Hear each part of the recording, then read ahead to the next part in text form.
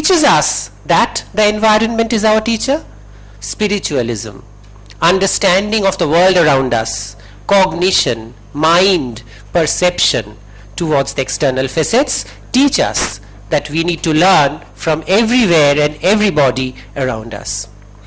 Concepts like perception, personality, learning are the sole heart of the subject matter of behavioral science.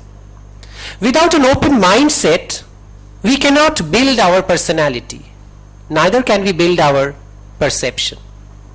Hence, to respond to the dynamic needs of times, one needs to be clean, clear, optimistic, positive, to allow free flow of knowledge from outside to create a better individual in the real sense of the term. So this first point which I wanted to deliver is, there is a heart-to-heart linkage between the basic concepts of management science and spiritualism. Heart-to-heart linkage with the concepts of personality, perception, motivation, learning, the pyramids of behavioral science and spiritualism. So it's not that the subject is complete and we can go away without getting into the nitty-gritties of what building the self speaks about. The second point I would like to deliver is, there is a heart-to-heart linkage between the element of personnel management and business ethics and spiritualism too. We all know we do not speak of personnel management today. We speak of human resource management. This human resource management today functions regarding personnel in your organizations, and human resource development talks about building the individual element, the human factor, the individual psyche. Now this exercise of building the human element comes in two parts. One is building the external self, or the outer body, or the outer expression, which talks in terms of your KSA development, knowledge, skills and abilities. And the second one is building your inner self, the spirit, the soul, which talks about another A, attitudes, which is internal, but which is often expressed in terms of our expressions. Now when we talk about building the individual self, we talk about training through KSA, development exercises, as well as development by means of self-development, attitudinal restructuring, or which we commonly call behavioral modification. So my second point wanted to talk about that creation of an ethical mindset for action planning requires spiritualism. So HRD requires spiritualism. Manpower development in terms of human element development and enhancement requires spiritualism. Of all the functions in the organization, finance, HR, marketing, productions, systems, etc., we know that without human hands nothing can move. And who directs the human hand? The human mind. And hence, if that is not taken care of, if that is not well taken care of in terms of treating it with proper respect, dignity and honor, giving it the food and fodder that it wants, no business can run smoothly. And what is the food and fodder? It is the essence of spiritualism.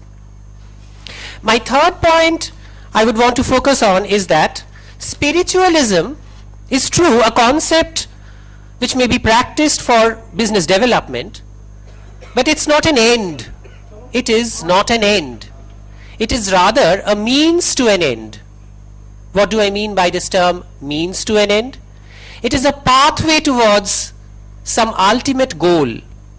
It's pathway in the sense it helps the business achieve what it wants to achieve, what it should achieve.